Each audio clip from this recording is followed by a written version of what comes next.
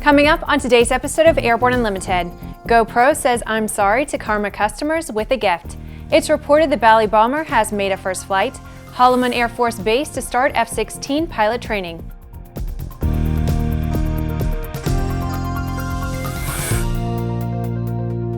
I'm Bree Cross. It's November 22nd, 2016, and this is Airborne Unlimited. Amid the disappointment of a complete recall of GoPro's Karma drone, there appears to be one silver lining. The company is offering a GoPro Hero 5 black camera to customers who return their aircraft as requested in the recall, in addition to receiving a complete refund. Digital Trends reports that about 2,500 people who had taken delivery of their Karma drones are eligible for the refunds. The company is offering the free camera as a goodwill gesture in the hopes that the buyers will not hold a grudge. The Hero 5 has features like voice control, image stabilization, and improved audio quality. GoPro says that the entire drone system, including the aircraft, camera, and controller, must be returned, at which time the company will send the Hero 5 Black as a thank you. Wouldn't it be nice if auto manufacturers would give I'm sorry gifts when you get a recall on your deficient car? We don't yet have a lot of details, but home builder Jack Bally reportedly flew his Bally Bomber for the first time on Monday, November 14th. The flight was reported on the EAA Home Builders Facebook page as follows. On Monday, November 14th, 2016, Jack Bally's scale replica B-17 took to the air for the first time, completing a short flight from its home field to a local airport for continued flight tests. It has been a 17-year journey for Jack. We hope to see videos and pictures posted soon. Congratulations, Jack. Bally, a resident of Dixon, Illinois, has been working towards that day for 17 years. The FAA certified the airplane for flight testing in late October. The Bally Bomber was built by scaling up plans for a 1/9 scale RC model, but this is no RC aircraft. It's flown by a person sitting inside the aircraft. The Bally Bomber has a wingspan of just under 35 feet and is powered by 4 Hirth 3002 two-stroke engines that deliver about 60 horsepower each. The empty weight of the aircraft is about 1,800 pounds and it seats a single pilot. After the break, the Air Force will stand up 2 interim F-16 pilot training squadrons.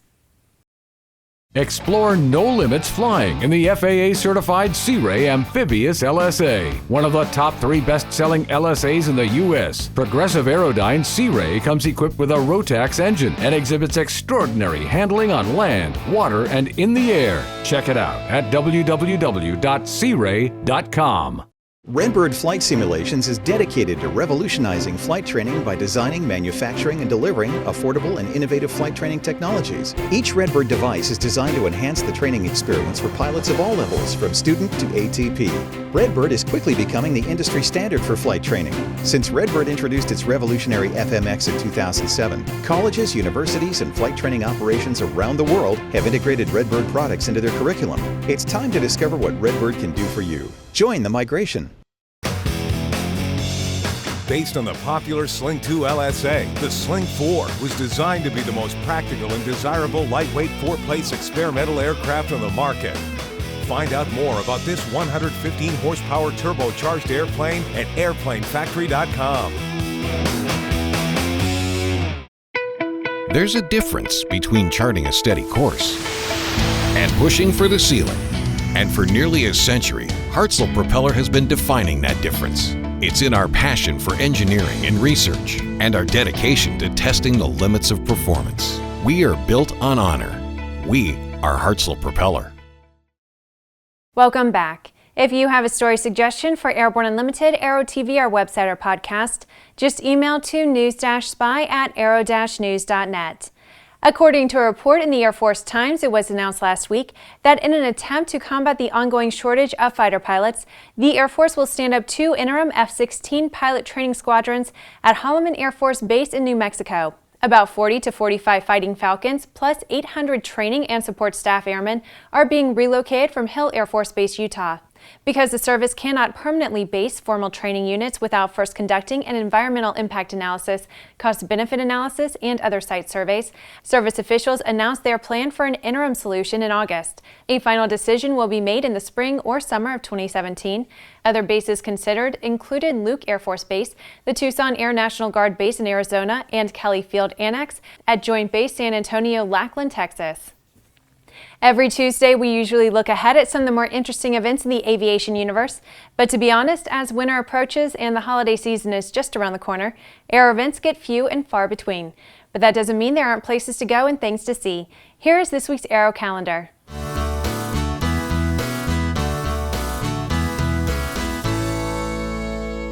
The Flying Leatherneck Aviation Museum and Historical Foundation is a U.S. Marine Aviation museum that is located at Miramar in San Diego, California. This museum was developed by a dedicated museum staff and many volunteers and is supported by the Flying Leatherneck Historical Foundation. It is the only museum in the world dedicated to preserving the incredible contributions made by the Marine Corps aviators and their ground support personnel. If you're on the Atlantic side of the U.S., a fantastic place to visit is the Glenn H. Curtis Museum. Bearing the name of Hammond Sport's favorite son, it's located on State Route 54, 1/2 mile south of the village of Hammondsport, New York. Dedicated to the memory of the pioneer aviator Glenn Curtis, the museum contains a priceless collection relating to early aviation and local history. In addition to seeing the museum displays and exhibits, visitors are welcome to visit the restoration shop. Next, we stop at the Henry Ford Museum in Dearborn, Michigan. It's an amazing place, and within its many displays, we find the heroes of the sky. Henry Ford was an avid devotee of aviation, and it features a prominent position in the museum. The museum is renowned for containing an incredibly accurate recreation of the Wright brothers' bicycle shop. But there's more to it than that. The entire aviation display is fantastic. The thrill of the air shows has slowed down for a winter, but the wonders of aviation are alive and well in hundreds of aviation museums. After these messages, NASA asks the public to help them save money. The dream is real, a truly affordable personal jet aircraft. The Subsonics Personal Jet Kit is priced at only $42,000. Kit plus engine is still under $100K. Add instruments, upholstery, and paint and you're flying. It's time to put your money where your bucket list is. Learn more at sonicsaircraft.com. Concorde's recombinant gas RG series sealed battery technology produces a high-performance battery with the advantages of being pre-tested and fully charged at the factory. Find out more about Concorde's entire line of batteries at www.concordebattery.com.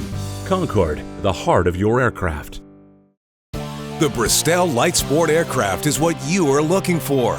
The Bristol is wider than a Cirrus, faster than a Skyhawk, offers more storage than a Husky, and comes standard with Garmin avionics. So what are you waiting for? Visit Bristol.com to find out how you can get into a Bristol today. Sandia introduces the new SAI 340 Quattro TSO'd airspeed, attitude, altitude, and slip. With integral backup battery, safety never looked so good. See it now at www.sandia.aero. Welcome back. With so much news coming out of the aviation industry, we're summarizing some other interesting stories in a brief segment we call Around the Patch.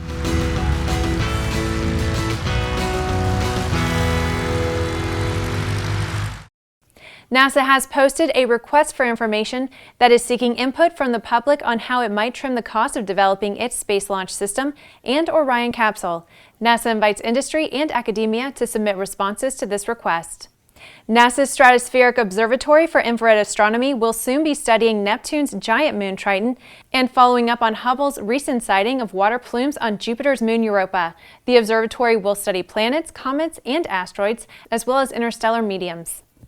The NBAA has announced a new educational opportunity focusing on business aviation security. The inaugural NBAA Security Conference will be held January 24th and 25th, prior to the first 2017 NBAA Regional Forum in West Palm Beach, Florida. NASA is set to launch its first Earth Science small satellite constellation on December 12th, which will help improve hurricane intensity, track, and storm surge forecasts. The Cyclone Global Navigation Satellite System Hurricane mission will feature previously unknown details about tropical cyclones and hurricanes.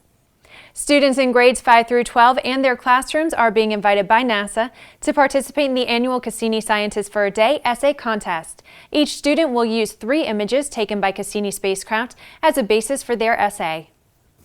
Well, that's the trip around the patch. Now let's move on to the rest of the news.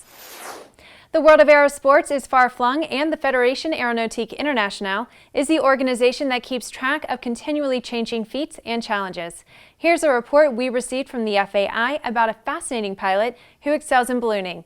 A Russian priest who circumnavigated the world in a balloon in record time was presented with the inaugural FAI Breitling Pilot of the Year award at a ceremony in Switzerland last week. The round-the-world balloonist was given the award in recognition of his historic flight in July of this year, which saw him become only the third balloon team to successfully fly around the world in one flight. In the process, he set a new FAI world record, completing the mission in a record time of 268 hours and 20 minutes. Only 3 teams have successfully completed a total circumnavigation of the Earth by a balloon.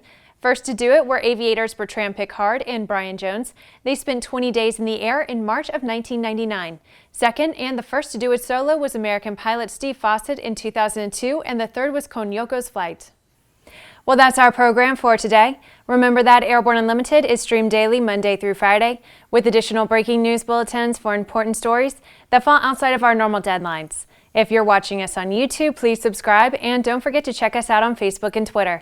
Get comprehensive real-time 24/7 coverage of the latest aviation and aerospace stories anytime at aero-news.net. We'll see you tomorrow.